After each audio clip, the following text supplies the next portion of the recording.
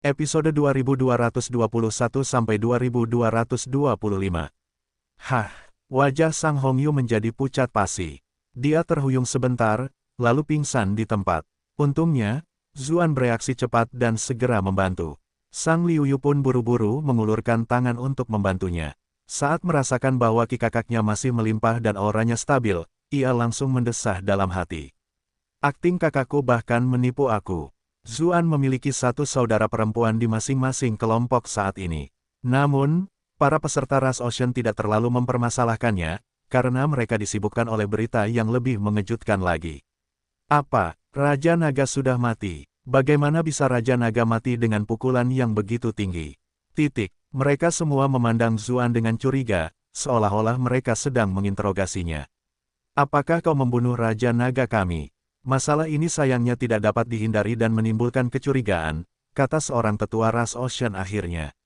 Saya ingin tahu apakah ada buktinya. Sang Liuyu adalah orang pertama yang berkata, saya adalah saksi yang dapat membuktikan bahwa apa yang dikatakan Bupati itu benar.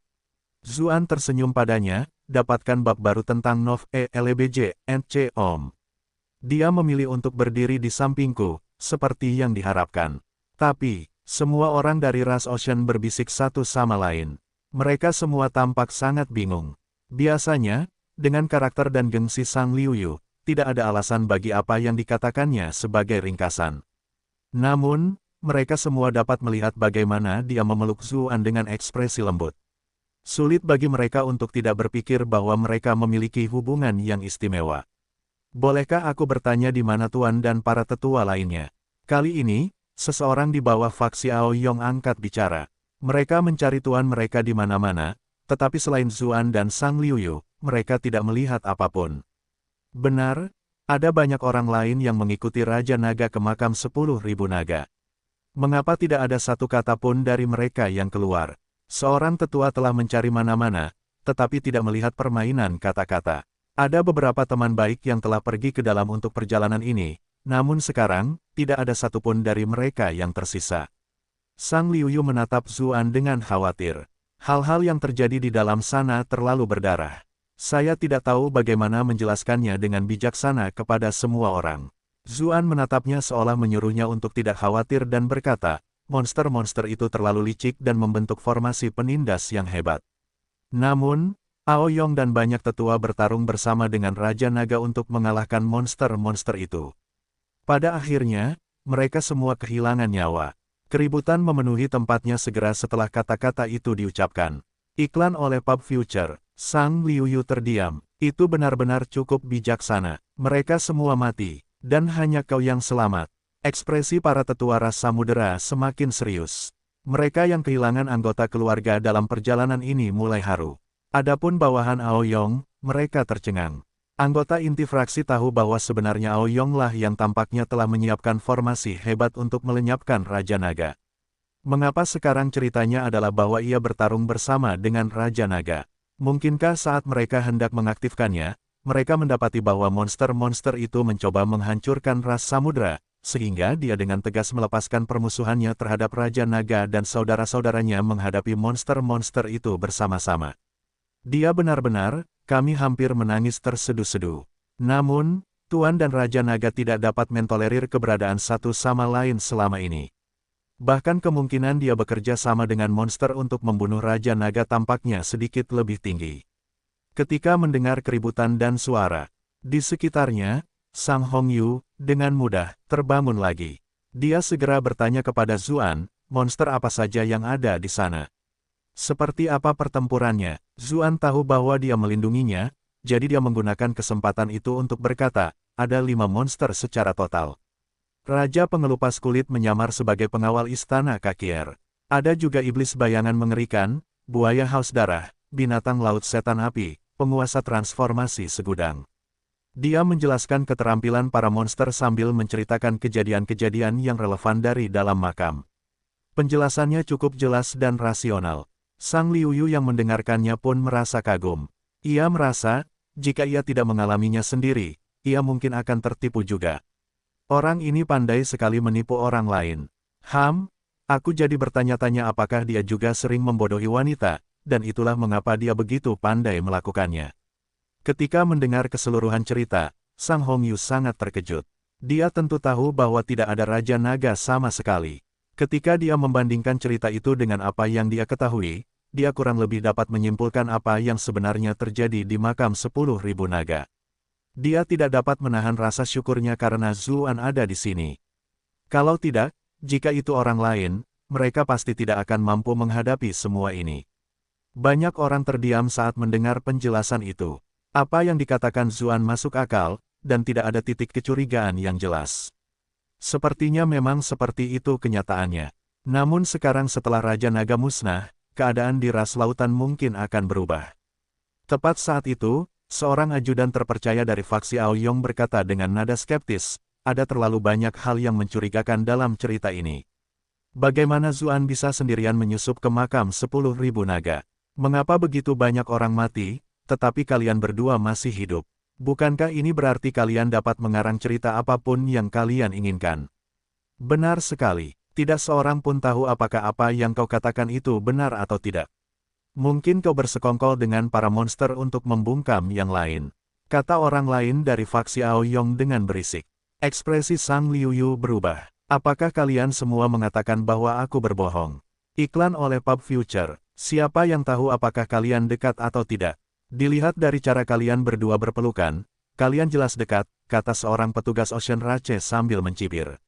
Benar sekali, kudengar kau sudah bersahabat dengan Zuan ini saat kau masih di sisi manusia.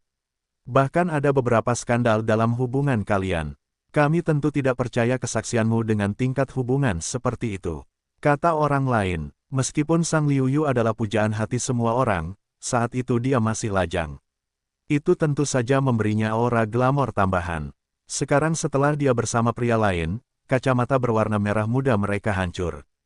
Karena malu dan marah, mereka hanya ingin menghancurkan apapun yang tidak bisa mereka dapatkan. Ketika dia melihat suasana mulai memburuk, Sang Hongyu segera berkata, Bupati dan aku sudah pernah membahas ini sebelumnya. Dia menyelinap ke dalam pasukan untuk bekerja sama dengan Raja Naga melawan monster. Ini adalah sesuatu yang diketahui oleh Raja Naga dan aku. Mungkinkah kalian semua mengatakan bahwa aku juga berbohong? Tentu saja kami tidak akan melakukannya, tetapi Anda yang terhormat tidak melihat apa yang terjadi di makam 10.000 naga. Selain itu, Sang Liuyu adalah adik perempuan ratu, jadi Anda tentu akan memilih untuk membela mereka, kata tetua lainnya. Kau, Sang Hongyu panik dan marah, sementara di dalam hatinya, dia sangat khawatir. Situasinya perlahan-lahan mulai tak terkendali. Dia hendak mengatakan sesuatu ketika Zuan menghentikannya.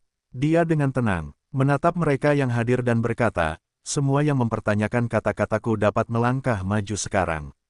Ketika mereka mendengar kata-kata itu, area yang berisik itu langsung menjadi sunyi. Mereka semua kurang lebih telah mendengar tentang beberapa hal yang telah terjadi di Istana Raja Iblis.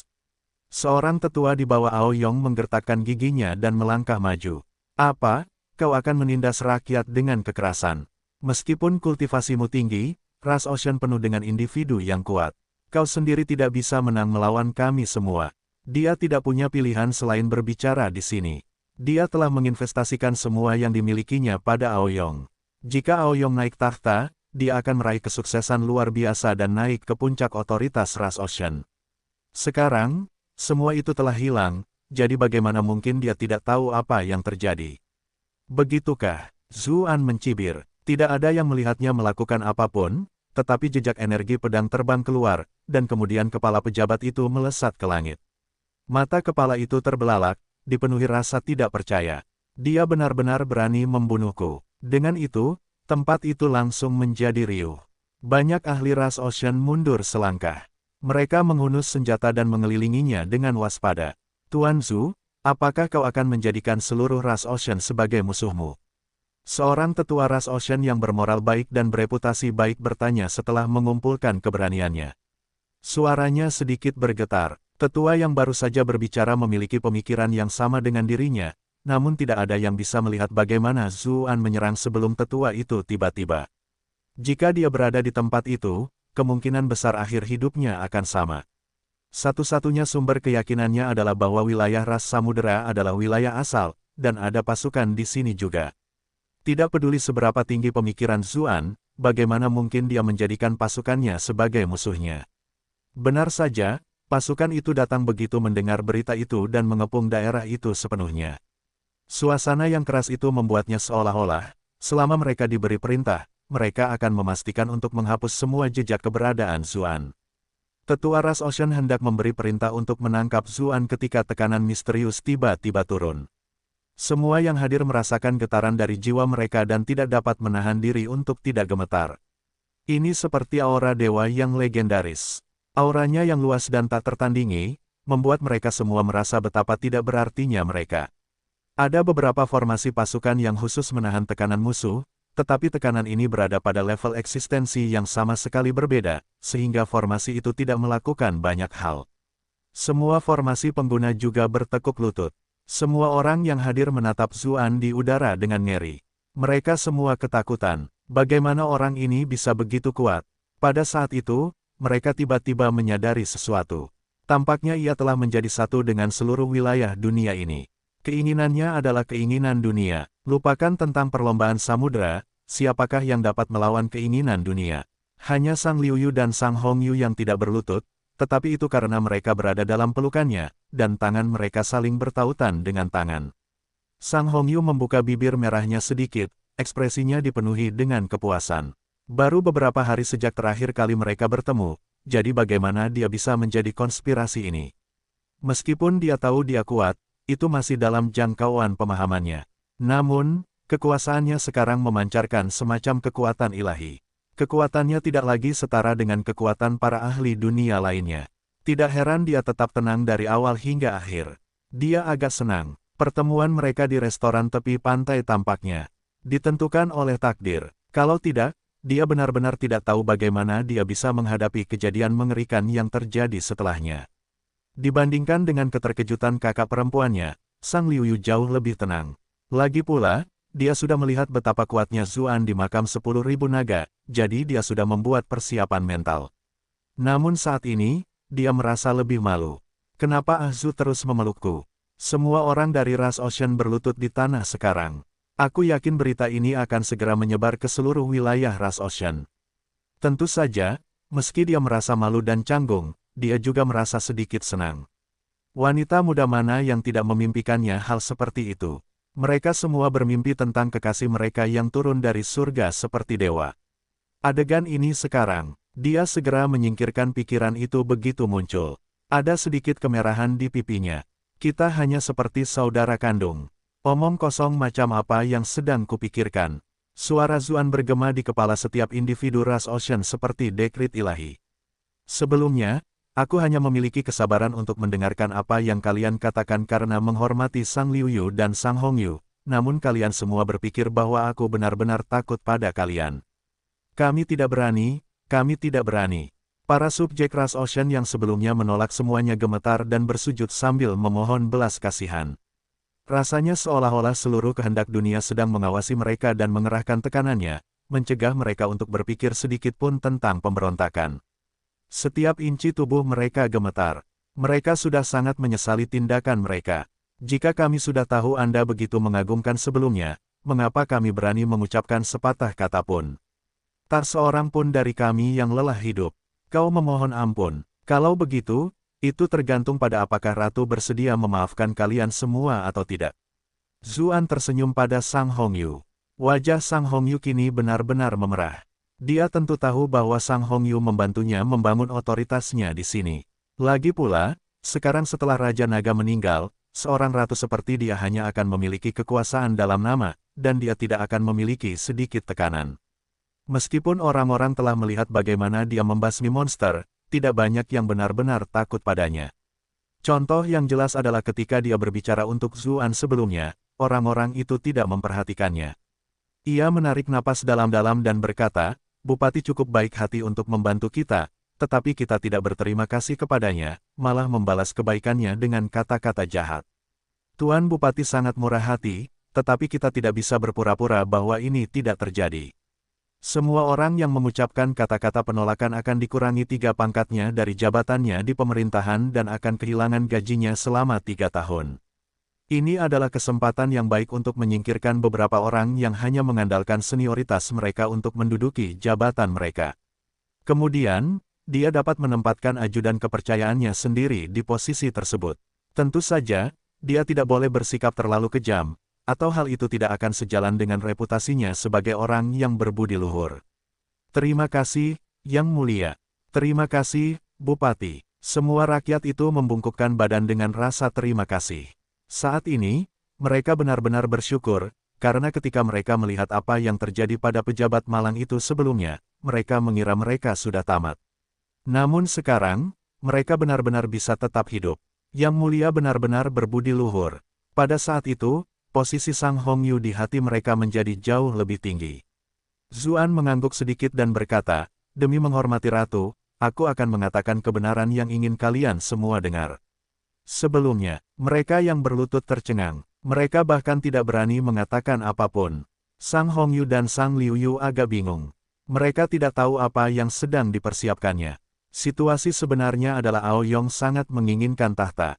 Dia dan para pembantunya yang terpercaya membentuk formasi penindas yang hebat di aula makam 10.000 naga, dan melancarkan pemberontakan. Bersama dengan para monster yang semuanya berada di puncak peringkat abadi bumi, dan kebangkitan banyak binatang buas yang kuat di aula utama, begitulah cara Raja Naga mati. Pada akhirnya, aku hanya bisa menyelamatkan Sang Liuyu sendirian. Saya ingin menyembunyikan hal ini dari ras Ocean, karena hal terpenting saat ini adalah pulih, daripada memasuki periode kekacauan batin lainnya. Jadi, saya tidak membicarakan masalah ini. Saya tidak menyangka bahwa orang-orang yang dikirim Aoyong masih belum yakin. Oleh karena itu, saya harus mengatakan yang sebenarnya kepada Anda agar tidak terjadi kejadian tak terduga lagi di antara ras Ocean. Dia telah menggunakan kekuasaan absolut untuk meyakinkan masa hari ini, tetapi dia khawatir bahwa begitu dia pergi, akan ada bahaya tersembunyi yang harus dihadapi Sang Hongyu. Itulah sebabnya dia dengan sabar menjelaskan hal-hal ini. Semua orang suka mencari drama baru untuk didengarkan. Terlepas kapan itu terjadi, mereka merasa seolah-olah ada semacam rencana atau konspirasi yang sedang berlangsung, apalagi fakta bahwa perjalanan ke makam 10.000 naga kali ini memang penuh dengan kejadian yang mencurigakan. Namun, mereka juga seringkali tidak tahu apa-apa. Selama seseorang memberi mereka konspirasi yang dapat dipercaya, memberi mereka penjahat, mereka akan merasa puas dan berpikir, seperti yang kuduga. Hanya sedikit orang yang akan berpikir lebih dalam. Iklan oleh Pub Future. Benar saja, ketika mereka mendengar kata-katanya, semua orang yang hadir langsung tampak seolah-olah mereka mengerti. Mereka semua menatap orang-orang Aoyong dengan marah. Beberapa dari mereka sebenarnya telah mengetahui tentang rencana Aoyong. Karena itu, ketika mereka mendengar penjelasannya, mereka langsung mempercayainya. Orang-orang Aoyong menggigil ketakutan. Mereka ingin lari, tetapi di bawah tekanan yang kuat ini, mereka tidak bisa bergerak sama sekali. Sang Hongyu juga bereaksi dan berkata dengan ekspresi dingin, "Orang-orang, tangkap kelompok Aoyong dan interogasi mereka dengan hati-hati." Dimengerti, para pengawal kepercayaannya segera menahan kelompok Aoyong. Sang Hongyu kemudian membungkuk ke arah Zuan dan berkata, "Terima kasih banyak atas bantuanmu, Bupati. Hari sudah gelap, jadi mengapa tidak tinggal di Istana Naga untuk beristirahat sebentar?" Zuan khawatir dengan situasi di ibu kota. Ia khawatir semuanya sudah berakhir di sana setelah sekian lama. Namun, ia masih harus mendiskusikan banyak hal tentang perlombaan laut dengan Sang Hongyu, dan ia harus mendukungnya dalam menstabilkan situasi di sini. Pada saat yang sama, luka Sang Liuyu juga perlu dirawat, jadi ia mengangguk setuju. Sang Hongyu membawa Zuan ke Istana Naga. Semua pejabat ras laut menghela napas lega. Kami benar-benar tidak tahu bagaimana membedakan yang baik dari yang buruk. Bupati jelas membantu kami melenyapkan monster-monster yang mengerikan itu, namun begitulah cara kami memperlakukannya. Kami benar-benar celaka. Syukurlah Ratu dan Bupati memiliki hubungan yang baik, kalau tidak, mungkin akan terjadi sungai darah hari ini. Bukan hanya Ratu, ada juga saudara perempuan Ratu yang juga dekat dengannya.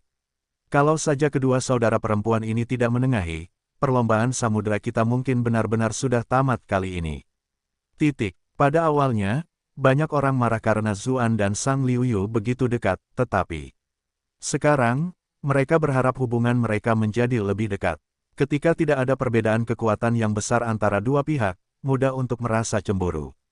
Namun, ketika perbedaan itu melebar melewati tingkat tertentu, kecemburuan semacam itu akan hilang, dan malah digantikan oleh kekaguman. Tak lama kemudian, kejadian-kejadian yang terjadi menyebar ke seluruh Istana Naga, dan kemudian ke seluruh lautan dengan cepat. Banyak klan yang diam-diam mendiskusikan berbagai hal di antara mereka sendiri. Sekarang Raja Naga telah meninggal dan banyak tetua telah meninggal, dan dengan fraksi Tuan Muda Aoyong juga dibersihkan, ras laut kita benar-benar telah melemah. Bagaimana jika musuh menyerang kita? Keadaan mungkin akan menjadi sangat buruk saat itu. Tepat sekali, dia adalah wali dari pihak manusia dan iblis. Bagaimana jika manusia dan iblis menargetkan kita? Dia pasti akan berpihak pada mereka. Temukan novel terbaru di Novel Elbin, Coppermeter. Sebenarnya cukup mudah untuk menyelesaikan masalah ini. Oh, apa yang disarankan saudara ini? Kudengar bupati itu agak pelin-pelan dalam hal percintaan, dan ratu kita memang selalu dikenal karena kecantikannya. Jika mereka berdua bisa berjalan bersama, bupati juga akan menjadi salah satu dari kita di masa depan. Kita tidak perlu takut pada manusia atau iblis lagi, kan?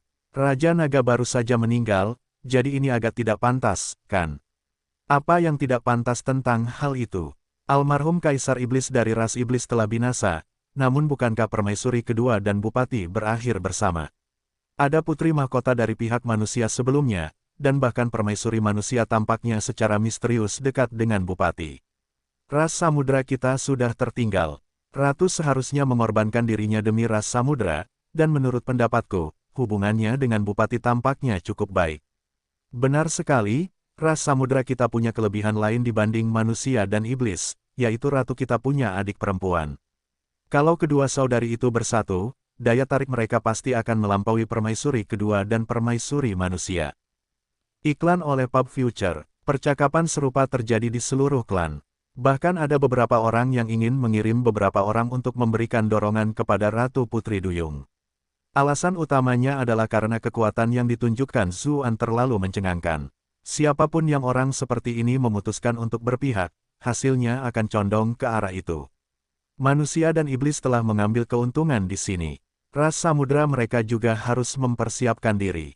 Dan yang harus mereka lakukan hanyalah menyerahkan seorang wanita. Selain itu, dia dan Zuan bahkan merupakan pasangan yang ideal. Ini tidak akan menjadi penghinaan yang terlalu besar bagi sang ratu. Adapun Raja Naga yang baru saja meninggal, tidak ada yang peduli padanya. Itu bukan hal yang sepenuhnya tidak terduga, karena banyak rakyat yang istrinya dicuri oleh Raja Naga. Mereka marah, tetapi tidak berani mengatakan apapun. Mereka semua merasa itu adalah akhir yang pantas bagi Raja Naga. Tentu saja mereka tidak akan memperlihatkan rasa tidak hormat kepada ratu, tetapi mengapa mereka merasakan perasaan senang dan dendam yang aneh saat memikirkan harus mendesak ratu merayu sang bupati. Sementara itu, Zuan baru saja kembali ke Istana Naga. Dengan identitasnya, tentu saja dia tidak bisa tinggal di kamar yang sama seperti sebelumnya. Itulah sebabnya Sang Hongyu menyiapkan istana yang sangat mewah untuknya. Ini adalah tempat yang disediakan untuk orang-orang setingkat mendiang Kaisar Iblis dan Zhao Han saat mereka berkunjung, dan hanya digunakan 2 kali di masa lalu. Mereka tidak menyangka akan menggunakannya lagi hari ini. Zuan menyuruh Sang Liuyu tetap tinggal di istana dan fokus mengobati luka-lukanya, dan dia juga membantunya mencerna warisan leluhur Putri Duyung. Dia akan segera pergi, jadi dia berusaha membantu semampunya. Bagaimana perasaanmu sekarang? Zuan bertanya dengan khawatir setelah membantunya mengedarkan energi internalnya. Keringat Sang Liuyu menetes, dan uap mengepul dari sekujur tubuhnya. Raut wajahnya yang biasanya tenang kini sedikit kemerahan, seperti apel berkilau yang membuat orang ingin menggigitnya. Jauh lebih baik, dengan bantuanmu, lukaku mungkin akan sembuh sebulan lebih awal. Sang Liuyu memutar tubuhnya, karena lengketnya tubuhnya membuatnya sedikit tidak nyaman. Baguslah kalau begitu. Zuan menghela napas lega. Setelah kamu pulih, fokuslah pada kultivasi dalam pengasingan sehingga kamu dapat menyerap sepenuhnya warisan leluhur Putri Duyung. Sang Liuyu menyuarakan pengertiannya. Kemudian, dia menatapnya dengan mata besarnya dan berkata, kamu agak keren hari ini. Hanya sedikit. Zuan langsung terdengar sedikit tidak puas. Karena kamu akan selalu menjadi adikku, kata Sang Liuyu sambil tersenyum. Meskipun begitu, aku jelas tidak kecil. Zuan spontan berkata begitu, tapi dia langsung menyesalinya begitu mengucapkan kata-kata itu. Rona merah menutupi leher Sang Liuyu. Dia berdiri dengan tidak wajar. Aku masih banyak berkeringat, jadi aku akan pergi ke kamar sebelah dulu untuk mandi. Zuan agak ragu, haruskah aku mengirimmu kembali ke tempatmu sendiri? Berobat di sini adalah satu hal, tetapi jika kamu mandi di sini, itu mungkin tidak baik untuk reputasimu. Sang Liuyu memutar matanya. Kamu masih berani mengatakannya. Kamu menggendongku di depan semua orang itu begitu lama. Reputasiku sudah hancur total karenamu. Zuan terdiam. Maaf, apa yang perlu disesali? Sang Liuyu sepertinya tidak mempermasalahkannya. Aku terlalu lemah untuk berdiri. Jika kamu tidak menggendongku, aku mungkin akan mempermalukan diriku sendiri. Seharusnya aku berterima kasih padamu. Kamu adalah orang yang melindungi tubuh fisikku, jadi aku seharusnya berterima kasih padamu. Zuan juga tersenyum. Seperti yang diharapkan dari kakak besar Sang, dia tidak penting seperti wanita muda pada umumnya. Kau akan baik-baik saja meskipun aku tidak ada di sana. Kau jelas sudah kembali. Sang Liuyu menggertakkan giginya karena kesal saat mengatakan itu. Meskipun ada alasannya, dia merasa sangat malu saat mengetahui bahwa pria itu telah menonton penampilannya sepanjang waktu. Kalian berdua sedang mengikat pita pernikahan atau semacamnya. Kenapa kalian maju mundur seperti itu? Tawa menawan terdengar dari pintu masuk. Sosok berpakaian putih perlahan berjalan mendekat. Sang Hongyu tidak mengenakan pakaian biasa, melainkan mengenakan gaun putih salju yang membuatnya tampak sederhana dan elegan. Ikat pinggang berwarna putih yang dikenakannya dengan sederhana membuat pinggangnya tampak lebih ramping dan cantik. Sang Hongyu telah melepas hampir semua hiasan yang biasanya dikenakannya di kepalanya, hanya menyisakan hiasan bunga putih kecil. Matanya agak merah, seolah-olah dia baru saja menangis. Matanya yang indah penuh dengan emosi pada awalnya, dan sekarang setelah dipadukan dengan sedikit kesedihan dalam ekspresinya, ada sesuatu yang lembut dan hancur tentang dirinya yang akan membuat orang lain tidak dapat menahan rasa kasihan dari dalam. Kunjungi novelbin.com untuk novel baru.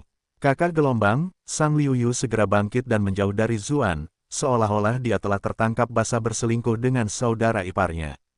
Meskipun dia bukan Raja Naga yang sebenarnya, aktivitas dia dan saudara perempuannya masih segar dalam ingatannya, mencegahnya untuk benar-benar memperlakukannya sebagai saudara iparnya. Tapi jelas aku yang pertama. Pah, apa yang kupikirkan? Kita jelas bersaudara. Penampilanmu saat ini adalah, saat dia melihat Sang Hongyu, Zuan sedikit bingung, tetapi matanya dipenuhi dengan keterkejutan. Sang Hongyu menghela napas dalam-dalam. Kami mengumumkan kematian Raja Naga secara terbuka, dan bagaimanapun juga, aku adalah ratunya. Aku harus mengatur pemakamannya, dan aku sibuk dengan itu sepanjang waktu. Zuan berpikir dalam hati, jadi begitulah yang terjadi. Pantas saja dia memakai pakaian janda. Kamu sepertinya juga menangis, kata Zuan saat melihat mata gadis itu sedikit merah. Sang Hongyu memutar matanya. Baik atau buruk, aku dikenal sebagai ratu yang berbudi luhur. Sekarang suamiku telah meninggal, apakah aku seharusnya tertawa di depan semua orang? Tentu saja aku harus menunjukkan kepada mereka bahwa aku sedikit sedih. Apakah menurutmu karena aku bahkan dapat menunjukkan emosi semacam ini, aku wanita yang buruk? Sang Liuyu terbatuk pelan dan berkata, aku masih di sini. Bisakah kalian berdua pergi ke tempat lain untuk membicarakan hal semacam ini? Kata-kata kakak perempuannya terdengar seolah-olah dia takut kekasihnya salah paham atau semacamnya. Dia benar-benar hebat. Sang Hongyu tersenyum dan memeluk adiknya. Kau bahkan bukan orang luar. Siapa yang bersandar di lengannya di depan seluruh Ocean Ratchet tadi? Aku akan mati karena malu. Sang Liuyu tidak tahan lagi dan mencubit pinggang kakak perempuannya. Kedua saudara perempuan itu dengan cepat mulai berkelahi satu sama lain dengan berisik. Zuan tersenyum saat melihat mereka. Kedua saudari ini cantik sekali. Bahkan pertengkaran mereka pun menjadi pemandangan yang menyenangkan. Sang Liuyu masih lemah, jadi bagaimana mungkin dia bisa menandingi kakak perempuannya. Dia segera ditundukkan. Sang Hongyu berseru, adik kecil, kamu masih harus berjuang keras. Ah Zu, lihatlah bagaimana dia. Sang Liuyu ditekan ke tempat tidur oleh lengan kakaknya. Posturnya saat ini benar-benar bukan wanita yang anggun. Pakaian para kakaknya berantakan dan dia tidak bisa menahan diri untuk tidak memperlihatkan terlalu banyak pakaian. Pada akhirnya, Dia tidak berpikiran terbuka seperti kakaknya dan hanya bisa memohon bantuan.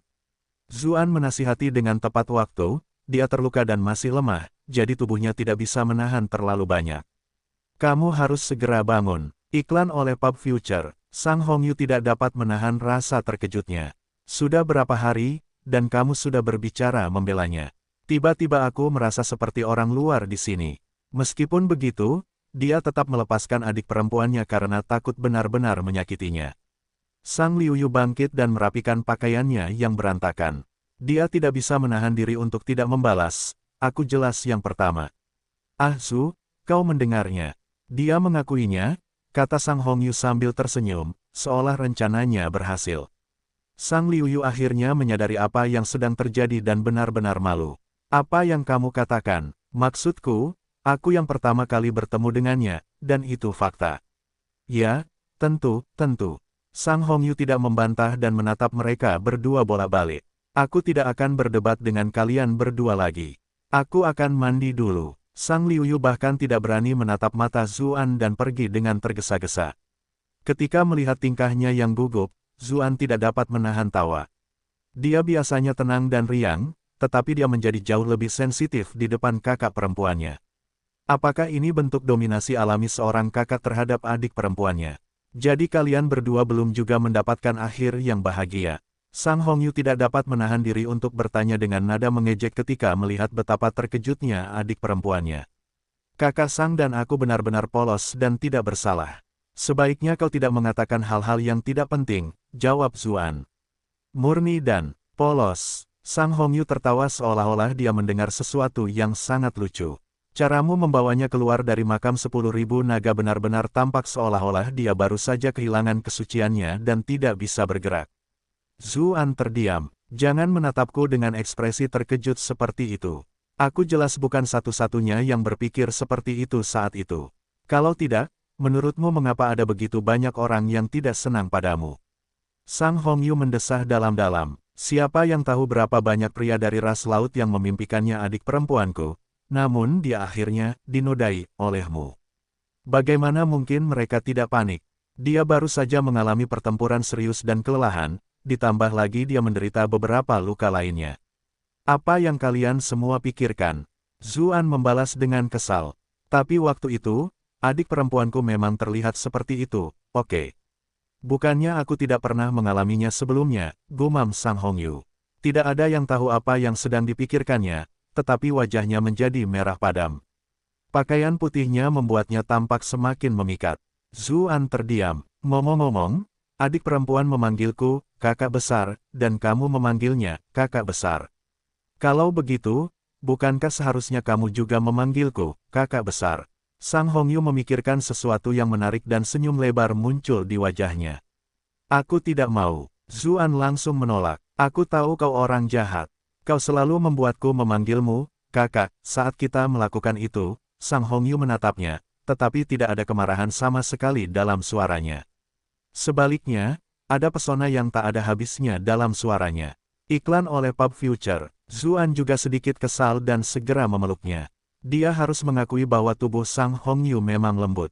Tidak peduli bagian manapun, tubuhnya selalu seperti kapas. Mata Sang Hongyu berkaca-kaca. Dia menggigit bibir merahnya dengan lembut dan mendorongnya dengan lembut, sambil berkata, aku mengenakan pakaian ini sekarang, jadi tidak pantas.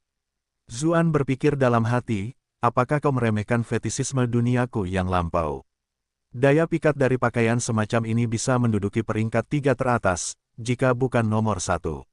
Namun, dia tahu bahwa ada hal-hal yang lebih penting untuk diurus. Dia menenangkan pikirannya dan bertanya, apakah kamu merasa patah hati sekarang karena Raja Naga telah meninggal? Bohong kalau aku bilang aku tidak merasakan apa-apa. Kami sudah menikah selama bertahun-tahun. Meskipun kami tidak saling mencintai, kami masih saling menyayangi. Sang Hongyu mendesah. Tapi kalau kamu bicara soal patah hati, aku tidak akan sejauh itu. Kamu tahu bagaimana kami menjaga jarak selama bertahun-tahun. Daripada menyebut kami sebagai pasangan suami istri, kami lebih seperti pasangan. Zuan mengangguk. Kalau begitu aku harus menceritakan semua yang sebenarnya terjadi di makam 10.000 naga. Sang Hongyu menjadi serius. Dia tentu tahu bahwa apa yang mereka katakan kepada publik jelas bukan kebenaran sepenuhnya. Dia hanya tidak tahu seberapa banyak yang telah disembunyikannya. Zuan menceritakan semua yang telah terjadi dari awal hingga akhir. Selain beberapa rahasia yang melibatkan Kaisar Necropolis yang akan membahayakannya jika dia tahu, dia menceritakan semua hal lainnya. Mata Sang Hongyu berbinar saat mendengarkan. Dia tidak pernah menyangka dia telah mengalami begitu banyak hal. Semua orang selalu bertanya-tanya mengapa Zuan mampu memiliki kultivasi yang luar biasa meskipun masih sangat muda. Namun, hanya beberapa hari dalam hidupnya sudah jauh lebih menakjubkan daripada apa yang dialami banyak orang sepanjang hidup mereka. Ketika dia berbicara tentang dunia bawah, dia benar-benar tercengang. Dia adalah ratu ras lautan baik atau buruk, dan dia adalah orang yang cukup berbakat yang telah mengalami banyak hal sejak dia masih muda. Namun dibandingkan dengan Zuan, itu sama sekali tidak ada artinya. Namun, saat mendengar bahwa jiwa Raja Naga telah muncul di panggung, kegembiraannya langsung mereda. Kemudian, saat mendengar tentang kematian Raja Naga, dia menjadi benar-benar terdiam. Meskipun ada alasannya, akulah yang membunuhnya. Aku merasa tidak bisa menyembunyikannya darimu, kata Zuan serius. Lagi pula, karena pihak lain tulus, dia harus membalas ketulusan itu. Sang Hongyu terdiam beberapa saat. Akhirnya, dia berkata sambil mendesah, kupikir meskipun Raja Naga agak sembrono dan memiliki beberapa kecanduan aneh, dia tetaplah pahlawan yang luar biasa. Aku tidak menyangka kematiannya akan begitu buruk. Neraka adalah tempat penderitaan. Sampai batas tertentu, tindakannya masih bisa dimengerti, jawab Zuan. Sang Hongyu menggelengkan kepalanya. Demi prospeknya sendiri, dia meninggalkan seluruh ras Ocean dan mengabaikan keselamatan dunia, dan berkolusi dengan monster-monster itu. Kurasa aku tidak akan melakukan hal seperti itu. Aku yakin kau juga tidak akan melakukannya. Zuan berkata dengan serius, benar sekali. Mengapa aku harus mengorbankan seluruh makhluk di dunia ini demi memuaskan keinginanku sendiri? Ekspresi Sang Hongyu berangsur-angsur menjadi tegas. Awalnya aku masih sedikit bimbang. Meskipun Raja Naga dulu suka menggoda wanita dan itu membuatku marah, aku tetaplah ratunya. Saat aku melakukan itu padamu, meskipun itu untuk membodohi monster-monster itu dan aku tidak punya pilihan lain, aku tetap merasa telah mengecewakannya. Namun, jika aku tahu dia orang seperti itu, saat itu, aku. Matanya tak kuasa menahan diri untuk tidak memerah, tetapi ia khawatir Zuan akan berpikir bahwa ia mengatakan hal ini untuk membebaskan dirinya dari tanggung jawab, dan bahwa pasangan seharusnya saling meninggalkan saat menghadapi bencana. Pada saat yang sama, ia tak mampu menahan rasa frustrasi yang terpendam di dalam hatinya. Ia tak kuasa menahan rasa kasihan pada dirinya sendiri. Pada akhirnya, takdirlah yang mempermainkannya. Zuan merasa sedikit bersalah dan dengan lembut membantunya menghapus air mata di pipinya. Aku seharusnya tidak memberitahumu tentang hal-hal ini dan membuatmu merasa sangat bimbang. Apa yang perlu dikhawatirkan? Sang Hongyu sebenarnya merasa sedikit lega. Orang-orang yang membunuh Raja Naga adalah penguasa transformasi segudang dan Raja Pengelupas Kulit.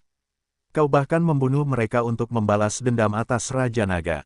Adapun orang yang ada di dunia bawah, itu tidak lebih dari jiwa yang terdistorsi yang telah menderita di neraka. Dia bukan suamiku. Zuan tertegun, tetapi kemudian dia tersenyum lega. Sepertinya akulah yang terlalu tidak fleksibel di sini. Bab 2224, Perasaan Dihancurkan.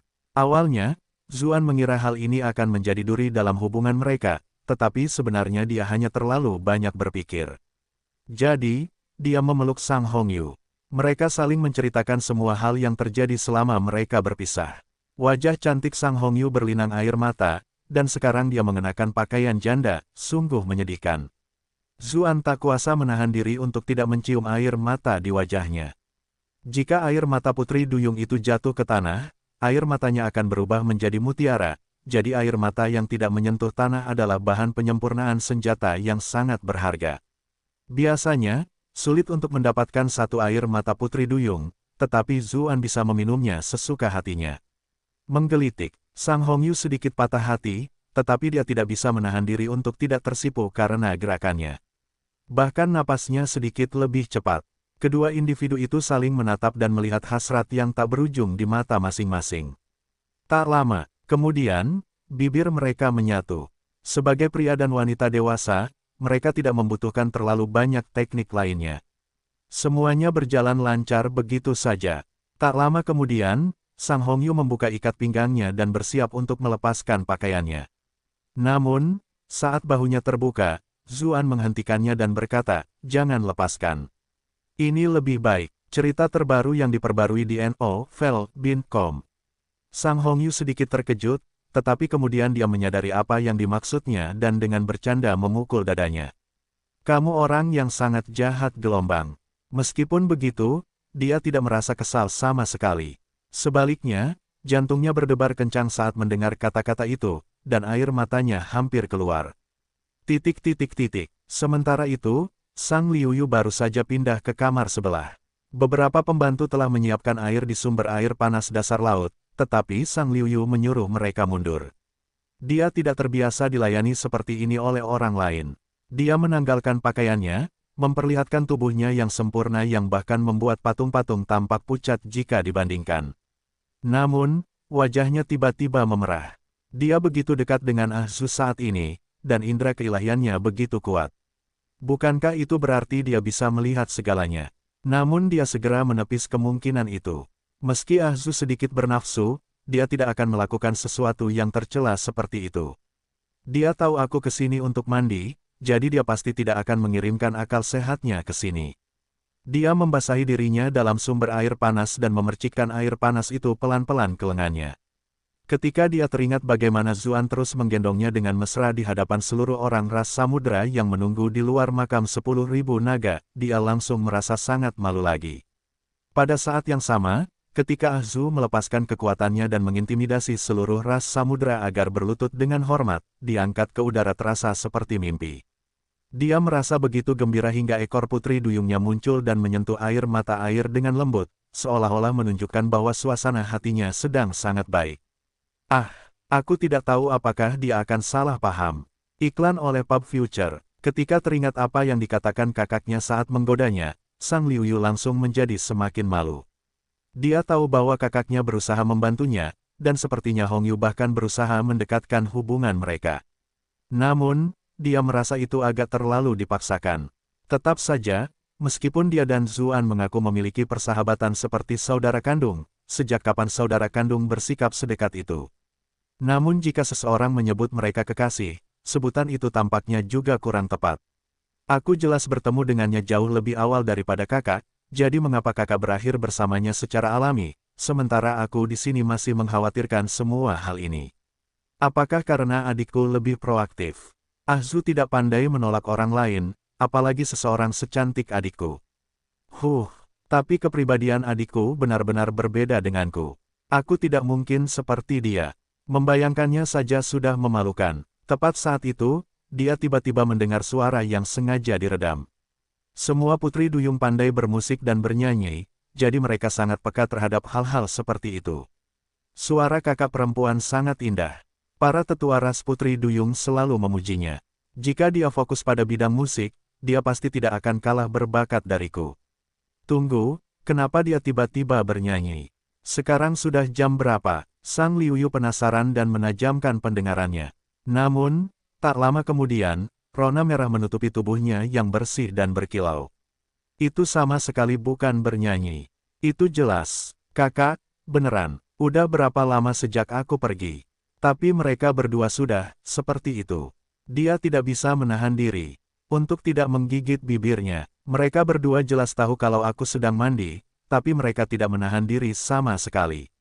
Apakah saya benar-benar harus menjadi bagian dari permainan mereka? Anda telah berhasil menipu Sang Liuyu untuk +119 +119 +119. Iklan oleh Pub Future. Di sebelahnya, Zuan merasakan serangkaian titik amarah yang datang. Dia segera menyadari bahwa Sang Liuyu telah mendengar semua yang terjadi. Namun, dia benar-benar tidak bisa berhenti sekarang. Pakaian janda putih bersih itu terlalu menggerahkan. Selain itu, suara Sang Hongyu yang seperti nyanyian seperti trompet yang memberi isyarat baginya untuk menyerang. Sebagai prajurit paling berani dan terkuat di dunia, bagaimana mungkin dia bisa mundur sama sekali di saat seperti ini? Mata Ratu Putri Duyung yang cantik dan berwibawa itu kehilangan fokus dan dia benar-benar kehilangan dirinya di bawah hantaman kuatnya. Kepalanya benar-benar kosong dan dia tidak bisa memikirkan apapun lagi. Dia hanya bisa secara naluriah menggunakan kelembutannya sendiri untuk mengimbangi kekuatan pihak lain. Setelah waktu yang tidak diketahui berlalu, Sang Hongyu berbaring di pelukan Zuan, tubuhnya sedikit gemetar. Dia akhirnya pulih sedikit, lalu memukul dadanya dengan main-main dan berkata, "Ini semua salahmu. Kamu membuatku mempermalukan diri sendiri di depan adikku lagi." Zuan tercengang. Dia menjawab, "Mengapa aku merasa seolah-olah kamu sengaja melakukan itu agar dia mendengarnya? Apa katamu?" Sang Hongyu benar-benar malu. Dia berguling-guling di pelukannya dan benar-benar berharap dia punya selimut untuk bersembunyi. Zuan tertawa terbahak-bahak. Keduanya berpelukan sebentar sebelum Sang Hongyu bangkit dan mengenakan pakaiannya dengan benar, sambil berkata, "Aku harus kembali dulu. Ada banyak orang yang tahu bahwa aku datang untuk mencarimu. Akan ada berbagai macam gosip jika aku tinggal di sini terlalu lama." Saat dia berpakaian, Zuan mengagumi bentuk tubuhnya yang menakjubkan dan menjawab, "Kamu sudah berada di sini cukup lama. Lihatlah betapa sombongnya dirimu." Sang Hongyu melotot padanya. Dia benar-benar tidak mengerti mengapa hal seperti itu layak dibanggakan. "Meskipun aku sudah tinggal di sini lebih lama dari yang kuduga, aku hanya bisa bilang bahwa aku di sini untuk membicarakan hal penting denganmu. Bahkan jika mereka curiga, toh mereka tidak bisa berbuat banyak. Tapi jika aku tinggal di sini sepanjang malam, itu akan terlalu berlebihan." Zuan tersenyum dan berkata, "Kalau begitu, aku akan mengikutimu ke kamar pribadimu." Sang Hongyu tersenyum dan menggelengkan kepalanya. "Aku tidak akan pergi ke kamarku hari ini. Sekarang setelah aku mengurus pemakaman Raja Naga, sesuai adat istiadat kita, aku harus berjaga di samping peti mati. Aku hanya pergi sebentar untuk mencarimu." Setelah makam 10.000 naga, Zuan menjadi lebih kuat dari sebelumnya. Jika Ratu berkata bahwa ia menemui Zuan untuk membicarakan sesuatu, siapa yang berani menghentikannya? Bahkan, beberapa pejabat telah berusaha mendesak Ratu untuk memperbaiki suasana hatinya, jadi ia tidak akan memutuskan untuk mengakhiri perlombaan samudra begitu saja. "Kalau begitu aku akan datang dan..." Zuan memulai, tetapi Sang Hongyu memotongnya sebelum dia selesai berbicara. "Tidak, aula duka dijaga oleh pejabat tinggi. Itu tidak pantas." Wajah Sang Hongyu memerah, mungkin karena apa yang baru saja terjadi, atau karena dia membayangkan sesuatu terjadi di aula duka. Zuan terdiam. Akhirnya dia menjawab, "Aku akan mengatakan bahwa aku akan menyalakan dupa untuk Raja Naga." "Apa yang kau bayangkan?" Sang Hongyu langsung merasa sangat malu. "Kau payah. Kau mempermainkanku." Keduanya sempat beradu akting, tetapi kemudian Sang Hongyu tiba-tiba berteriak. Ia melihat pakaiannya dan berkata dengan cemas, "Ini semua salahmu. Kau memaksaku memakai ini. Lihat betapa kusutnya sekarang." Bagaimanapun, dia baru saja berganti pakaian berkabung yang baru, sehingga pakaiannya bersih seperti batu giok. Hanya dengan begitu pakaian itu dapat mewakili martabat dan gengsi kematian seorang penguasa. Namun orang ini harus melakukannya. Mereka berdua bergulat bola-balik begitu lama hingga pakaian mereka pun berantakan. Sebelumnya, dia menyuruh semua pembantunya pergi dengan dalih bahwa dia harus membicarakan urusan penting dengan bupati. Mungkin sebagian orang akan curiga, tetapi itu hanya kecurigaan. Namun, jika dia kembali dengan pakaian yang berantakan, itu akan menjadi bukti. Memangnya kenapa kalau mereka tahu? Aku bahkan mendengar bahwa beberapa orang dari ras Ocean sedang mendiskusikan bagaimana cara membuatmu merayuku. Zuan tersenyum lebar. Dia harus mengakui bahwa kombinasi pakaiannya yang menyedihkan dan ekspresinya yang kesal menciptakan penampilan yang sangat cantik. Bab 2225, Permaisuri. "Ah, kau sudah mendengar tentang hal itu." Sang Hongyu langsung merasa sangat malu. Orang-orang itu benar-benar tidak bertindak dengan benar meskipun usia mereka sudah tua. Mereka hanya memikirkan kepentingan ras laut. Ah, mereka sangat menyebalkan. Berbagai pemimpin dan tetua klan sebelumnya telah diam-diam mencarinya. Mereka berpura-pura menghiburnya sebentar, menyuruhnya untuk tidak terlalu patah hati dan bahkan menasihatinya untuk mencari kebahagiaannya sendiri mulai sekarang. Awalnya Sang Hongyu agak marah, mengira mereka mempunyai pikiran yang kurang ajar terhadapnya setelah kematian Raja Naga.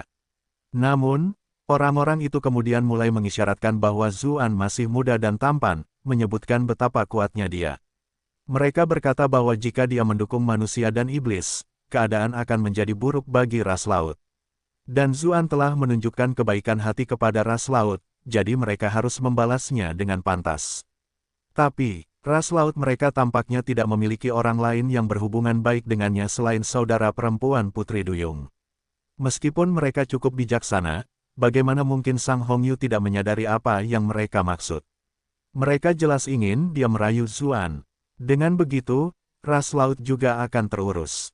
Paling tidak, Zuan tidak akan hanya berpihak pada manusia dan iblis jika perang pecah di antara mereka. Sang Hongyu merasa sangat terganggu dengan kata-kata mereka. Bagaimanapun, dia terus-menerus berada di ambang hidup dan mati akhir-akhir ini. Untungnya, dia kebetulan bertemu Zuan ketika sedang dikejar. Kemudian, untuk mendapatkan kepercayaan para monster, dia bahkan akhirnya menyerahkan kesuciannya. Tentu saja, itu tidak tampak seperti pengorbanan yang besar sekarang. Waktunya bersama Zuan benar-benar luar biasa. Meski begitu, dia sudah terlalu banyak menyerah, tetapi pada akhirnya, orang-orang itu tidak melakukan apapun. Namun sekarang mereka ingin memanfaatkannya untuk berterima kasih kepada Zuan. Mereka hanya bermurah hati dengan mengorbankan orang lain. Dia bersedia bersama Zuan, tetapi itu karena kasih sayang mereka sudah mencapai titik itu, dan mereka berdua bersedia. Jika mereka menambahkan unsur kepentingan politik itu, hubungan seperti apa yang akan mereka miliki? Jika Zuan mengetahui motif tersembunyi seperti itu, apa yang akan dipikirkannya tentangnya? Itulah sebabnya, ketika dia berada di balai duka, dia menjadi sangat marah hingga dia keluar begitu saja. Berbincang dengan Zuan dan saudara perempuannya telah membuatnya merasa jauh lebih baik, tetapi bagaimana dia bisa tahu bahwa mereka akan berakhir berbincang di meja, di dekat jendela, di dekat dinding? Kalau orang-orang itu tahu, mereka pasti akan berguling-guling di tanah sambil menertawakanku. Mereka akan berpikir, dia terlihat sopan dan pantas di luar, tapi bukankah dia tetap secara proaktif mengungkap jati dirinya? Ketika dia menyadari perubahan ekspresinya, Zuan mengerutkan kening. Sepertinya aku terlalu lunak pada mereka. Mereka benar-benar berani menekanmu seperti ini. Sang Hongyu benar-benar khawatir dan segera berkata, itu sebenarnya bukan salah mereka. Kalau aku, kemungkinan besar aku akan menyarankan rencana serupa untuk ras Ocean. Tolong jangan marah lagi. Jika konflik antara Zuan dan ras laut terjadi karena dia, itu tentu akan menjadi pukulan sepihak, dan dia akan dipenuhi dengan penyesalan. Bab ini diperbarui oleh nif.el.bin.co_m. Zuan bertanya dengan serius, siapa yang kalian semua rencanakan untuk diangkat menjadi raja baru? Sang Hongyu menggelengkan kepalanya. Karena Raja Naga mengira dia masih dalam masa keemasannya, dia tidak menunjuk seorang putra mahkota. Semua putranya memiliki kesempatan, dan ada pendukung di balik setiap putra mahkota. Semua orang seimbang, dan tidak peduli siapa yang naik tahta, beberapa orang akan merasa tidak puas. Itulah sebabnya situasinya terkunci dalam jalan buntu. Itu tidak sulit sama sekali. Kamu bisa menjadi penguasa baru, kata Zuan sambil tersenyum. Jika dia punya anak laki-laki, dia bisa mendukungnya naik tahta, tetapi dia tidak punya anak. Daripada mendukung putra-putra Raja Naga lainnya, Zuan lebih suka mendukungnya naik tahta. Aku hanya seorang wanita. Tidak mungkin, tidak mungkin. Sang Hongyu terkejut dan segera menggelengkan kepalanya. Kenapa tidak? Siapa bilang wanita tidak bisa menjadi penguasa? Sudah cukup banyak penguasa wanita di dunia ini. Misalnya, ras ular memiliki Ratu Medusa, dan ras rubah memiliki penguasa Bluefield County. Bahkan ras Putri Duyungmu mungkin memiliki seorang wanita yang memerintahmu, kan? Zuan menjawab sambil berjalan maju untuk membantunya merapikan kerutan di pakaiannya. Tangannya tampaknya memiliki kekuatan misterius, karena sapuan ringan saja sudah cukup untuk menghaluskan kerutan. Itu hanya contoh yang langka. Bagaimana aku bisa memerintah kekaisaran seluas ras samudra? Para pangeran itu akan segera memberontak, dan para pendukung mereka pasti akan menimbulkan masalah juga. Saat dia berbicara, suara Sang Hongyu bahkan mulai sedikit bergetar. Setiap kali tangan Zuan bergerak di atas kulitnya, rasanya seperti listrik mengalir. Tubuhnya tidak bisa menahan diri untuk tidak melunak. Kenangan menawan dan lembut saat dia ditundukkan muncul di benaknya. Iklan oleh Pub Future. Orang ini benar-benar bajingan. Ada pendukung di balik setiap pangeran. Zuan terkekeh. Ia berkata dengan acuh tak acuh, aku tidak peduli siapa yang mendukung pangeran lainnya. Aku hanya mendukungmu. Yang lebih penting, apakah kau bersedia atau tidak? Ketika mendengar apa yang dikatakannya, Sang Hongyu menarik napas dalam-dalam. Dia merasakan badai emosi di dalam dirinya. Dia adalah Ratu Ras Samudra, jadi pandangan dunianya tentu saja sangat berbeda dari orang biasa. Dia hanya tidak pernah mempertimbangkan pilihan untuk memiliki pemimpin wanita. Sekarang setelah dia diingatkan tentang kemungkinan itu, dia segera menyadari bahwa itu memang jalan yang layak. Bagaimanapun, alasan mengapa dia menerima cinta dan rasa hormat dari ras samudra sebagian karena kebajikan dan kebaikannya sendiri, dan fakta bahwa dia membantu banyak orang, tetapi yang lebih penting, itu karena dia adalah ratu. Sekarang Raja Naga telah meninggal dan dia tidak memiliki ahli waris, siapa yang masih akan menghormatinya di masa depan jika seorang raja baru naik tahta? Akan menjadi situasi yang cukup baik jika dia diberi istananya sendiri dan mereka masih memiliki rasa hormat terhadapnya.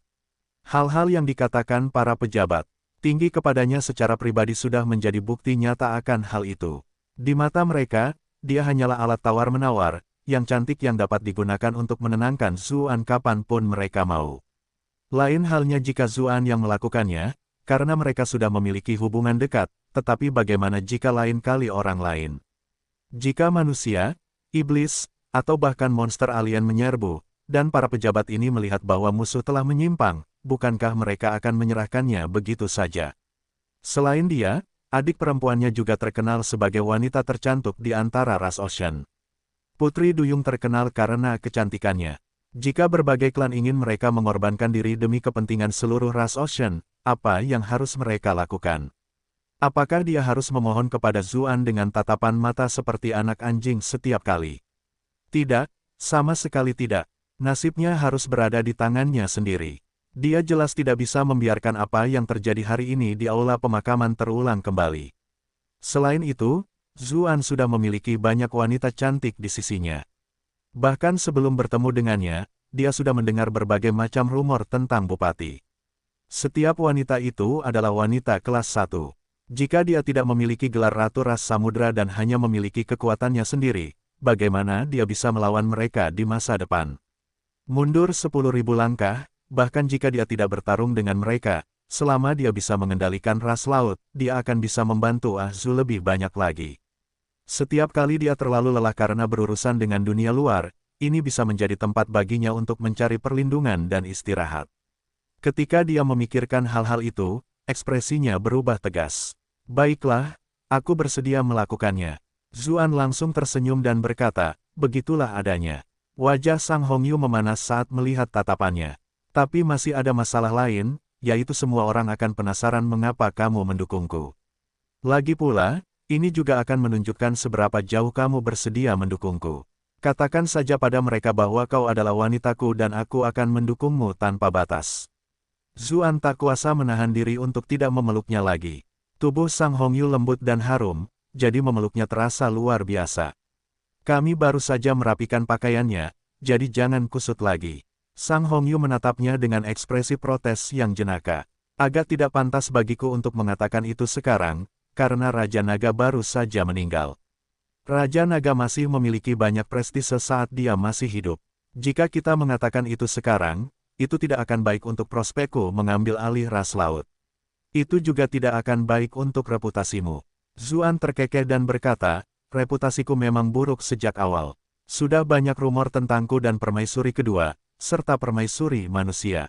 Bukankah semuanya hampir sama? Tapi apa yang kau katakan masuk akal, jadi jangan umumkan dulu untuk saat ini. Sang Hongyu tersenyum ambigu saat dia bertanya, lalu apakah rumor itu benar atau salah? Wajah Zuan memanas. Dia berkata dengan ambigu, setengah benar, setengah salah, kurasa. Dia juga tidak berbohong. Hubungan mereka nyata, tetapi rumor-rumor itu terlalu tidak masuk akal, dengan banyak detail yang sepenuhnya dibuat-buat. Bagaimana dia bisa begitu tidak tahu malu? Sang Hongyu dengan penuh pertimbangan memilih untuk tidak mengungkapnya sepenuhnya dan melanjutkan, kalau begitu, anggap saja kamu dan adik perempuanku adalah sepasang kekasih, dan kamu membantuku karena dia. Di sebelah, Sang Liuyu tercengang. Awalnya, suara-suara di sebelah terlalu berisik, sehingga tidak ada gunanya meskipun dia menutup telinganya.